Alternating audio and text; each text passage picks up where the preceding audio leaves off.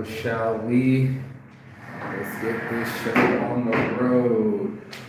Boom, baby, boom! Rise and shine on a cloudy, motherfucking rainy, motherfucking snowy ass day. Even the guys that work here are already taking off for the day. Check it out. Like everybody's almost done. I told you, get past this whole area and they're already starting to lay the brick, and I'm already starting to lay my mind in a different mind space. And this morning we're going to talk about mind space and what we do to help our mind space, or what we don't do to help our mind space or mindset. And I started to kind of tune in to what my mindset was and my approach. And this morning I was reading the mindset book, and it turns out that my approach isn't as cool as I think it should be, you know? Hey, sexy. Hey, what's your number? Oh, okay, I got you. He said, don't yell. He's like, no fun. I can't wait to get out of here. You know, it's cold.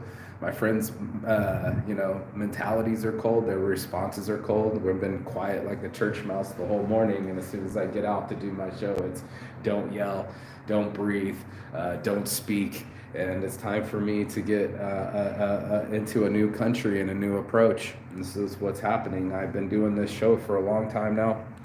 You know, I thought about it. Doing the morning motivation has been a thing for me for almost, 10 years. I haven't even calculated it, maybe since, 2006, maybe, or something like that. And been pushing it as hard as I can, doing the show. And then I just got off the phone with my boy Benny Mac. We're meeting up, and he's been going to the kick.com platform, and he already owned $1,500 and 10 times the followers I'm getting, or 10 times the viewership, and he's actually making money doing it. And it took me something to step back and see what my approach is. He's right. In my last 2 years since I lost my child, this show has been really depressing. It's not been a fun show. It's not been anything that I'm like that much proud of. I do stay consistent, and I do a show, and I do talk about mindset. You know, I'm reading the book every morning talking about motivation and how to get people to be their best selves, or to get them to move away from the regular routine. And that's what ends up happening. I become addicted to doing this in the morning for 30 minutes, an hour, 5 minutes, whatever, 15 minutes, a minute, whatever it takes, trying to get the viewership. And then my buddy comes along, and he's already killing it. He's already made friends with other friends, and they had like 20,000 people watching, and or 20,000 followers. Now he's got half of their followers, 8,500 followers, and then he gets actual money. People are paying him $15 about the equivalent of what my profit would be on a shirt. He's getting in a donation. And I was just like, what am I doing wrong? What is wrong with my mindset or my approach? And to go deep dive, because I always do this in psychology, is like, what I was reading this morning is just basically like teaching styles, you know? I was looking at, who were they talking about? Not just Phil Knight, but who was I don't know, I have the book right there, but the head coach for Indiana, and how he would throw chairs and grab people by the jersey and be extremely intimidating. But they also said that part of him was extremely kind. Part of him was extremely caring, that he was this individual that really did worry about his kids, but at the same time, he also had his temperament. And it's like one of those things where you probably know someone in your life, and I'm raising my hand as guilty as charged of being extremely cruel and extremely kind at the same time. At one moment, I'm feeding the homeless, and the next minute, I'm grabbing on my ex. And I just look at myself, trying not to give myself any excuses with life and mentality. It was all about my approach and how I've been approaching things. If I had, gotten the love that I needed from my father, and I didn't live by his approval, it was one of those things. It's like they were talking about, is it Phil Knight? I don't want to just grab the book, but the one guy from Indiana. So let me grab it. I'll figure it out.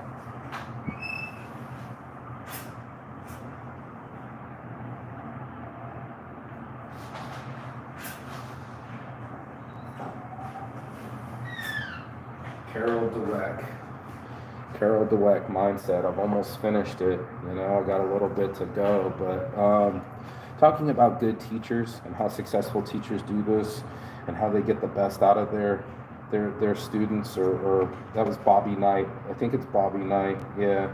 And how he would, yeah, here we go. It says, Coach's holy grail was a mistake-free game. Uh-oh, we know which mindset makes mistakes intolerable. And Knight, explosions were legendary. There was the time he threw the chair across the court. There was the time he yanked his player off the court by his jersey. There was the time he grabbed his player by the neck. He often tried to justify his behavior by saying he was toughening the team up, preparing them to play under pressure. But the truth is, he couldn't control himself. Was the chair a teaching exercise? Was the chokehold educational? And he motivated his players not through respect for them, but through intimidation, through fear. They feared his judgment and explosions. Did it work? I'm literally reading it this morning, and I'm thinking, that's so me. I tried to intimidate my ex into having a baby. She buckled under the pressure, and it didn't work. And or how about my father giving you conditional love, as he would say. This book was talking about if someone played bad, they couldn't even fly back with the team. And there's a lot of that going on in my childhood, that you're conditionally loved. As long as you're impeccable or mistake-free, you'll be loved. And if you don't measure up to these certain levels, then you won't be loved, and there will be no support for you. There will be no quarter, and it's like no mercy type behavior. And a lot of us can be bullies that way. I know I definitely bullied my siblings growing up, and this isn't exactly content, so I like to just get it off my head and off my chest, because my buddy's talking about it. We were talking about it. It's like, what's entertaining is talking to people on the streets. What's entertaining is doing food reviews. What's not entertaining is talking about your life and your mistakes. And one of the things about the mindset book talks about is being able to learn from your mistakes. That's one of the hardest things to do. Is most people they take it as a fumble, and then they never recover. They've been disapproved by their parents, or someone said you should have done better, and if you don't do better, then you're not loved. And I get a lot of that, and maybe that's in my childhood, is maybe this conditional love, or this desire to look good in front of a camera, or get validation, or have some sort of success. I've been working my ass off doing this live every morning, and I haven't even made $5, and my buddy just made $1,500. We're not in comparison. I'm talking about approach. Like, what do I have to do to get myself off of YouTube? And what we were talking about is how YouTube is more of it doesn't really help people on the platform that are going live. It goes for people that are uploading pre-prepared content. And I don't have an editor. I don't have a pile of money to hire a bunch of kids in the Philippines or Pakistan and make my content better and cut it down into reels or do thumbnails. I'm not a fake character. I don't pose next to something and go like this, and then someone watches the words because I pointed at it. I feel like that's what a YouTuber is. I was just somebody that used the platform to promote my shirts. My approach was to sell t-shirts as long as I can get to 10,000 subscribers, keep chasing the subscribers, keep chasing after that number, so that way I can unlock the shirts. All I wanted to do was sell shirts, and now my buddy's making as much as one shirt. I worked all day yesterday to sell one shirt. He's making it in seconds just by someone buying it. And it's just like, fuck, what's my approach? Am I willing to step back, like I always talk about in the morning, and come up with a different approach? Am I always going to be this kind of kind and cruel guy where at one moment you're the best thing since sliced bread to me, and the next minute I'm kicking you out of my bed, and I'm kicking you out of my home, and leaving for Brazil? It's one of those things that I had to sit and really calculate, not only my mistakes and not only what my show's about, or do I even have a show, or do I even want to be famous, or do I even want YouTube? All I wanted was some income from it. I'm traveling without money, and to be able to get somebody else to buy my bungee jumping experience, or enough money to fly to the next place, or I'm going to get on kick.com and get some of his viewers and see if we can't film each other at the same time and extend this. So it's been one of those things where I've had to learn. I mean, I've been going live for so many times. I got like 3 times the videos and less than 10 times less viewers, And it's one of those things where my narcissism kicks in, where I think that my life was so cool that I could film it because I travel and people would be interested in it. But most people are recording or fast forwarding through the personal parts instead of, nobody wants to hear about the struggle. They just want the pizzazz. They just want the excitement, the entertainment. I'm not much of an entertainer. It's not like I write lyrics. I'm not a comedian. I don't have a script. None of this stuff was written. I just literally just read a book, and then I kind of digest it, or I get a thought in my brain and I digest it, and I verbal vomit it all over my YouTube channel just to see what it's all about. I mean, that's what it really comes down to, is saying, can I unlearn or relearn or learn, period, about something new, a new approach, just to get a different mindset and see how my mindset had errors, how, going for communism sounds great, let's go start a YouTube channel sounds great, till I'm only getting less than 1% of the content that I'm following, and then it's only going to give me the algorithm. Last night I told my friend it was just pearly things 4 times in a row, then it was fresh and fit 4 times in a row, then it was some MMA UFC stuff 4 times in a row. It's really starting to only give me certain stuff, and if I watch wartime stuff, it's like I'm really stuck in this kind of vacuum tube or loop of just the same content, and maybe IRL, in real life content is more exciting for people. Maybe they never get to go to Vietnam and spin around on a motorbike and be in the wet rain while you're doing it, and trying to get GoPros and phone mounts and trying to figure out what you're going to eat. That stuff's entertaining to me. I'm literally missing out on my friend's stuff. He's been watching me the whole time, and I'm so narcissistic, I didn't even get to watch his shows. None of the notifications are coming on my phone. I didn't even know what he was doing on Kick. He kept saying, bro, you got to get on kick.com. You got to get on kick.com. And I'm like, well, I'm just kind of stuck on YouTube trying to build this thing. And it's like, are you willing to stop building on one thing when it doesn't work and try a different approach? One of my favorite sayings or phrases is that, when they were chopping wood in a wood chopping contest, one of the men went to the other side of the valley, and then he heard every so often, like every hour or so, the other guy stopped chopping, so he just chopped harder. So then when they went back to the village and see who won and who chopped the most wood, homeboy had more wood than him, and he's like, bullshit, you cheated, bro. I heard you stopped. And he said, I was sharpening my axe. And I think that's what I'm coming to this conclusion today, especially when it's such a great cloudy day. You don't get to really see, can you even see like the little bit of not gray in the sunrise? I mean, it's all gray, it's all cloudy, it's all rainy.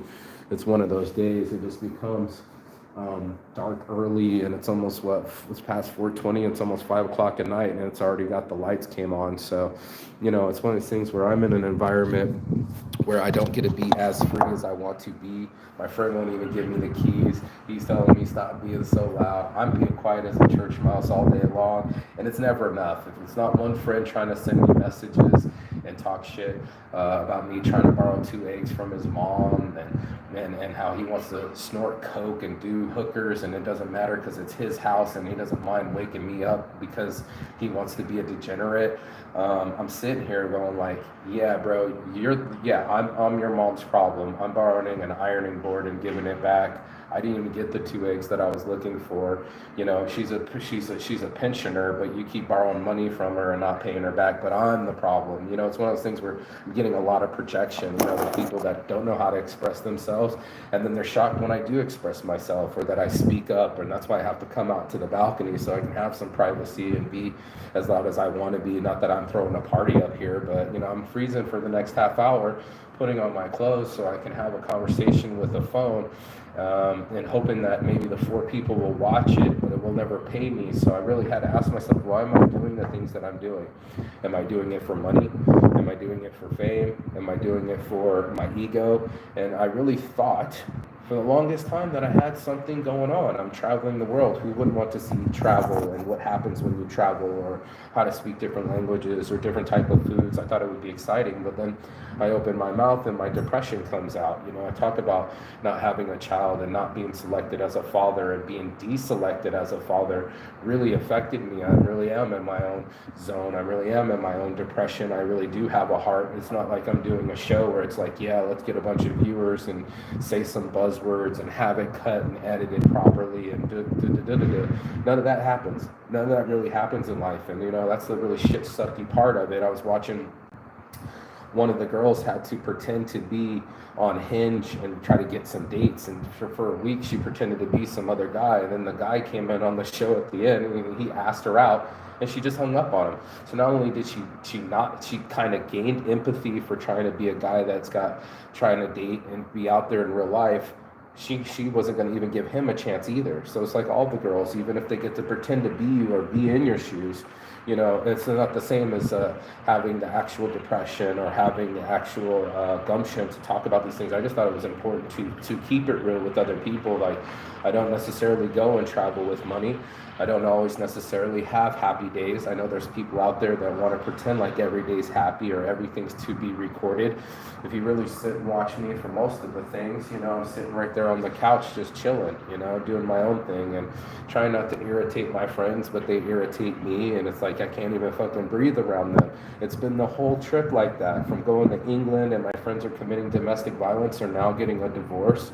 I got my mate had his wife, me staying there. She worked from home and she started kind of bossing me around and being a control freak, and we kind of blew up at each other. So there goes that relationship. Or how about my friend when I just met up with him in Germany, he didn't like the way I was telling the story and told me he doesn't like me anymore. And then that was like nails on the chalkboard for a whole month. It's just been unbreathable. Unbearable coming in at 6 a.m. and waking me up and you're drinking Crown Morgan and wrestling people and don't care who's at your house. Felt like it didn't respect me, but they also feel like they're not breathing. Have you ever seen somebody that has such a stick up their ass that they can't even be comfortable in their own skin, can't even be comfortable in their own home, and then I'm there with them and it makes them even more uncomfortable. I think there's more people out there than we realize lonely at home, without the key, without freedom, without the ability to feel free. I want people to come visit me and feel free. Here's a key, dude. Here's food. We eat together. Here's some events that you can come with us or not come with us. I'd like to radically include people. There's a lot of people that are being exclusionary. They're just keeping people from it. So I'm grateful that I'm up with my friend and I'm learning from him, learning all the different techniques with the phones and the GoPros and how to go in both channels. So you'll probably start hearing me talk a lot more about kick.com than anything. So that's going to be one of my new things, is to be able to get on a new platform, adjust my approach, go after this more entertainment, walking up live to people, talking to them, interviewing them, asking them certain questions, or doing the 420 and eat and doing food reviews, or just traveling in general seems to be the content creation to be success and the path to earning income from this. But at the same time, it's like I've been doing this show for a long time, and I just kept it real with my mentality and where my head was at and what I'm learning, and how can I not be Bobby Knight? How can I not be this person that thinks that everything's a reflection upon him, and then if I'm not successful in my business, then it's a reflection upon me. It's not because of economics or because of landlords or because of bad location. I put it on me, and it's always going to be a reflection of me. Maybe I wasn't creative enough. Maybe I spent money where I shouldn't have. Maybe I should have just kept it in my house instead of taking on $1,500 a month in rent. For 10 months, I paid $1,500 a month on rent. That's $15,000 gone in rent, just alone. And then, not to mention that they stole some belongings from me, so there goes another $5,000. And then, not to mention that I had to pay for my stuff after I got evicted, after they stole stuff, I still had to pay. So it's just like a loss of 50 grand, and then another 50 grand in losses on top of it. And then you get into debt, try to go through a festival, try to get over an abortion, an unwanted abortion, try to heal myself on this journey where, my friends haven't exactly been that healing. They haven't exactly been that supportive. It's kind of been a fuck you, you're on my couch, you're a leech, quiet as a church mouse, weird silences between each other, some moments of when they're happy and drunk, and then they love me again, and then I'm their brother too. You're being loud, be quiet, try to control yourself, don't be you, don't put stickers on a building. I'm like, it's a bar, bro. Everybody's got their stickers. I never asked permission to put a sticker on in my life. And then my friend's like, this is my bar, don't put any stickers on. It's like, can't wait to just be free and scream freedom from the top of my lungs and get away with it, or scream I love my life again, and get not just for content, not just for likes or for even monetary gain, but just so I can feel like myself again. I really have been in pain, and I really have been in depression, and it's just really, it really is that. I'm not an actor.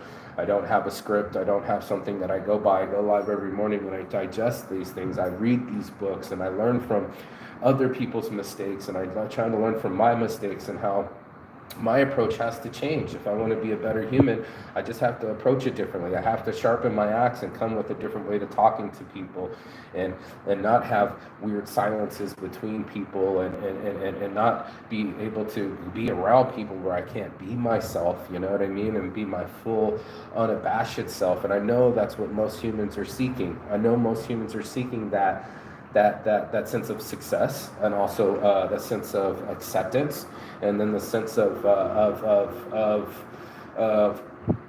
accomplishment, something, some kind of I'm doing something right, and here's how to prove it. And it's like, well, you are doing something right. I told my homie, man, you're making $1,500 in a month. That's more money than I made in the last 3 months trying to do my business, trying to sell shirts, trying to do whatever it takes. And you're doing it just by going live on this new app, and it's bona fide. And I'm just like, I've been doing this for years, almost 10 years, doing a show, getting on Good Morning America, smoking weed, interviewing people, interviewing porn stars, trying to do shorts, paying another guy to do my thumbnails and make clips. He ended up only making 4 videos when he owes me 40 videos. I've just made a lot of mistakes through this thing, and about the only person that watches is probably my ex, and I hope she's not watching anymore, because it's like watching my psychology and looking into my diary.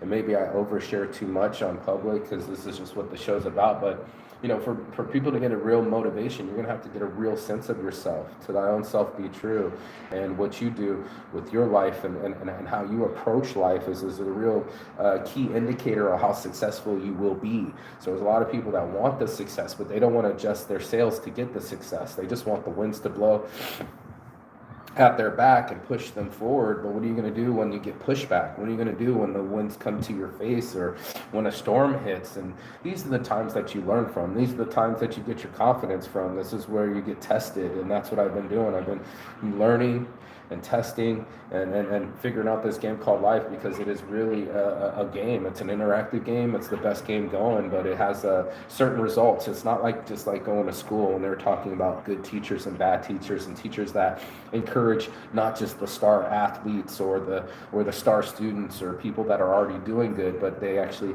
give the same amount of energy and think that people can learn and come up with a new approach. Those are the good teachers. Those are the people that still believe in people and still believe in opportunity and things changing for the better, instead of going in the opposite direction where everything's nails on a chalkboard, or you're arguing with your friends, or relationships deteriorate. This has been a tough year. It's going to be a full year traveling. I've already been traveling for 7 months.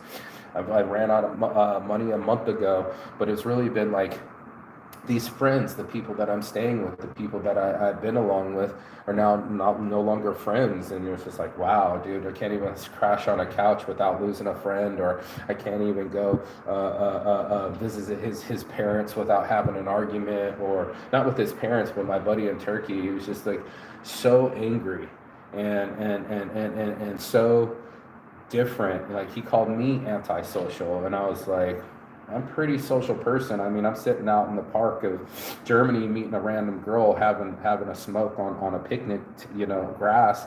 I didn't even know this was going on before. I didn't feel that I was being that antisocial, but because I wasn't as fast as he would like, or I took too much time, it's always like this, you're too slow, hurry up, time's passed by, no, I don't want to go to Helsinki anymore. That was that one day, and then you weren't ready, so then I'm going to leave you. And I was like, I would never leave you. If you ever came to Nevada, I would never leave you. It wouldn't happen like that. That's just not how I am. We're in it together. We eat together. You're my responsibility when you're in my custody, in my country. It's my responsibility to step up and do these things. And then, before you know it, the sun sets, the gray clouds keep raining, and life moves on. And I just life had moved on for the 10, 15 years that I've been traveling. The people that I knew then, they liked the 30-year-old version of me. The person that I am now, maybe there is some residual depression, or I'm just a different person, or maybe I'm too determined, or maybe I'm too stubborn. Whatever it is, my vibe is kind of rubbed my friends the wrong way. Everyone that I stayed with has kind of kicked me out, and I know this isn't motivating, but or did some kind of domestic violence near me, or they're getting divorced, or we're not talking. And then even goes to my buddy in Spain too. So it was just like Germany, Turkey, me and him ain't talking. And I came to visit him, and I met up with him in Germany. And the first day, he was like, "I don't like you anymore." By the time we got to Turkey, he was screaming at me. I didn't scream back. I'm working on my temper, but I almost wanted to punch him. I'm like, "You need to back away from me before you catch these hands." My buddy in Spain was being definitely rude to me. He just kept, since I landed, "What the fuck? What are you doing? What is this? What is that?" Just kind of just being rude. And then there's the certain comments. The buddy that was on the couch here in Finland, he was kind of being rude. This buddy won't give me a key. Apparently I'm too loud. It's like everywhere I went, it wasn't like welcoming arms. It wasn't like this was all fantastic rainbows and butterflies. In fact, it's the opposite. And that's what you got to realize is there's like, are you going to learn from your mistakes? Is everything got to be smooth for your life to go? And what are you going to do when it ain't smooth? That's the real question of character and people. It's like, what are you going to do when the smooth doesn't come to you? When the winds of change storm upon you and you don't know what to do or what's going to happen, what are you going to do? And most people, they capitulate. They get back to what's comfortable. They try to survive. We're all survivalists. We're all trying to make it out here in this world, and we're trying to do the best by whatever makes us happy. And I found that my happiness has been waning. I don't scream "I love my life" anymore from the top of my lungs. My show has been a depression for the last 2 years or 3 years because I've been depressed for the last 2-3 years. I almost had a chance at love, life, and a family and a baby, and I blew it, and it rocks my head every day. So for those that are real humans and they have something that they live in regret and it haunts them, welcome to the club. Welcome to Saints Addiction, because it wasn't like no one is perfect here. And that's what I was really trying to transfer or transpire to the show, is to show that, I'm a struggling human being too. I'm not just some guy that just was like, "Oh yeah, I can just clap my way through life and all I do is just travel and everything's awesome. I bang hot chicks and go to cool places and I got fuck tons of money." It's the opposite. I get quite lonely. I haven't had any intimacy since I lost my child. I don't trust women as much anymore.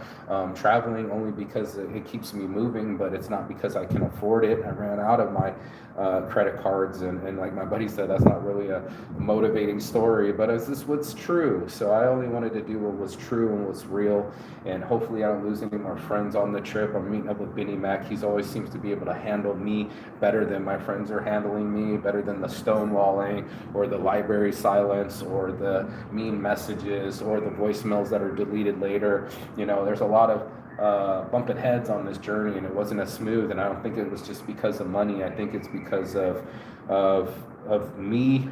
I take everything personally, and I shouldn't. That's one of the 4 agreements. But it's also, that we grew up. My friends aren't 30 years old anymore. They're not 20 years old anymore. We're now in our 40s, and we're kind of grumpy, and we're not as rich and wealthy as we think that we are. And things get tight, and people start to infight. And I just think to myself, I can't wait for my friends to come visit me in Vegas, because I would never treat them like that. I would always give them the key. I would always let them be free. I'm nobody's dad. I don't need to police anyone or quiet anyone down or shush people. That's very rude, and they don't seem to mind to be rude. They don't seem to mind to make food in front of me and not share. They don't seem to mind to tell me to my face that they don't like me or trust me. They don't seem to mind to be rude to me every fucking morning while I was in Spain. So, I've been doing this show for 10 years now plus, and it's about time that I take it to another approach. And that's what I got out of this book today, is that I needed to not be like Bobby Knight, not be one of these guys that are so extreme that I can be extremely loving, caring, and kind and have a big heart, but then I can also be very cruel, cut people off, and be an asshole. I had to learn that, and I'm learning that the hard way. So I'm paying in spades. No one's going to watch this anyway, but that's just what the show's all about. Pretty soon I'll be in Thailand rolling around with my friend, going kick.com, hopefully earning income and being able to keep the journey going, whatever it takes. And that's what you're going to start to see from this show as a new approach from me.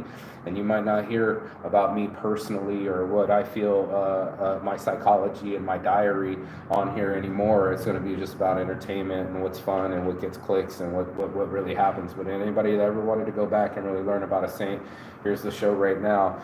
Like, share, subscribe below. This is what we're all about, peace and love. And as always, Chigathon. That means goodbye, but not forever and finish. And I will see you on the other side as soon as you like, share, and subscribe. Thank you for your time. I don't want to take up any more. I'm going to go for my 420 smoke break and go get my own motivation downstairs and figure out my life and approach from there. So, peace and love. I'll see you on the other side. Chigathon.